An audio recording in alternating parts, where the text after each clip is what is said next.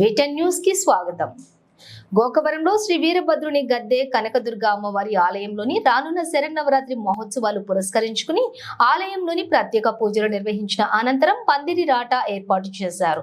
ఆలయ అర్చకులు కుమార శర్మ మాట్లాడుతూ విజయవాడ అమ్మవారి అలంకారాలు మాదిరిగానే ఈ గద్దెలోని అమ్మవారికి కూడా వచ్చే నెల 3వ తేదీన కలశ స్థాపనతోటి ప్రారంభమయ్యే 12వ తేదీతో అమ్మవారి శరన్నవరాత్రి మహోత్సవాలు జరుగుతాయని తెలిపారు.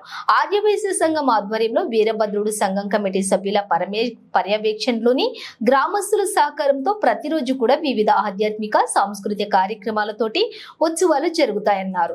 ఈ కార్యక్రమంలోని ఆర్యవైశ్య సంఘం సభ్యులు, గద్దె కమిటీ సభ్యులు, గ్రామస్తులు పాల్గొన్నారు.